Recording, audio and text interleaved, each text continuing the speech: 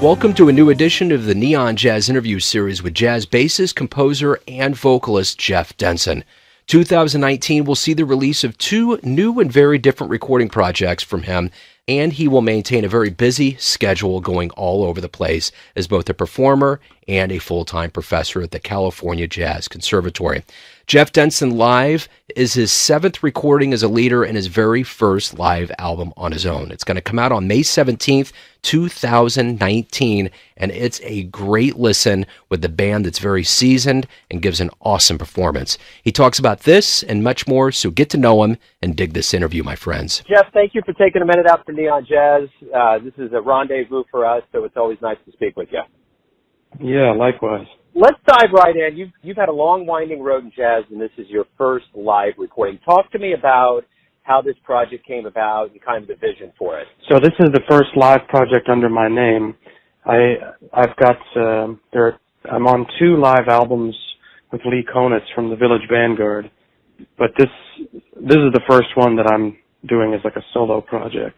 This really came about because after my album that I released last year, Outside My Window, came out, I took my quartet all over the country. We were in D.C., Philadelphia, Baltimore, Atlanta, up and down the West Coast, and the chemistry of the band, when you get to tour with a group, the chemistry really gels, and I wanted to capture it, and I knew we were playing in Berkeley, California, at the California Jazz Conservatory, and there's a great sound man there, and like he just does a really fantastic recording quality of all the shows. And then so I knew, like, hey, let's do it for this one, because we've been all over the country together. Right on. So you got original compositions, you got covers of Jeff Buckley, Abbey Lincoln, Peter Gabriel, the Beatles. How did this mix of music come together for you? So Outside My Window, which is the album I released in 2018, that was the first album I've done like that where I sang on all tracks. And I generally sing on all of my solo albums, but this was the first one where it was on every track on the album. And that was really the feature of the album, was featuring myself as a vocalist. And in doing that album, on that one also, I composed half of the album, and then the other half I chose pieces by vocalists that I found really inspiring. And so that's where I chose, for that one, an Abbey Lincoln tune, Jeff Buckley, Peter Gabriel, and Chris Cornell from Soundgarden. So I was touring with that material. And then the Beatles tune that I did on the album, that's an arrangement I did for another group of mine called the San Francisco String Trio, with Mimi Fox on guitar and Mads Tolling on violin.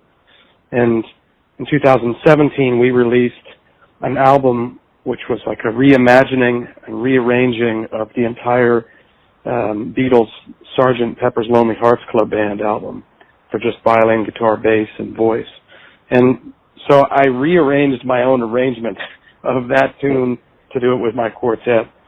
So that it's a very different version, but it's based on the same rhythmic ideas and harmonic ideas. So what do you want the audience to ultimately get from this? Longtime fans, new fans, how do you want them to feel about this experience? I hope they enjoy it. I mean, it really captures a concert. I mean, literally, it is all from one night. It was October 26th in Berkeley. And it's really, you capture what the band does with these songs. So the album, it captured, it's songs that I recorded on Outside My Window, which was a studio album. My one, the arrangement of Fix in a Hole, the Beatles tune that I originally recorded with the string trio. And then there are some instrumental pieces of mine on there that are from my album in 2016 called Concentric Circles.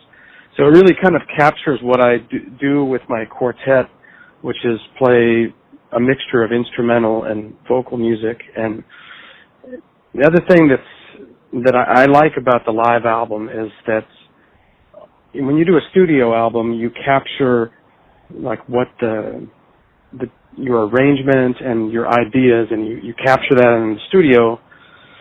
But generally, I mean, not all the time, but generally a studio album, it's more concise. Maybe there might be less risks involved, like risk-taking in the playing, but I always do that, so that's kind of not entirely true. You know, the live recording is a chance to really see what happens when we're on stage in front of a live audience and improvising. So the tunes get stretched, and ideas that you recorded in the studio, like, you really start to improvise with and change. So you hear more extended solos, more experimentation, like you would in a live concert. No, and I think that does give a nice broad spectrum of you as an artist and what you've done over the years. So, Jeff, thank you for taking some time out to talk about this first live album, and good luck with everything. I appreciate it. Thank you. Thanks for listening and tuning in to yet another Neon Jazz interview, where we give you a bit of insight into the finest players in California, Missouri, and spots all over this earth, giving fans all that jazz. And thanks to Jeff for his time, his music, and his stories. If you want to hear more interviews, go to Famous Interviews with Joe Domino on the iTunes Store. Visit neonjazz at youtube.com, and for everything Neon Jazz, go to the neonjazz.blogspot.com. Until next time, enjoy the music, my friends. But there's always this hope for a brand new day. Neon Jazz.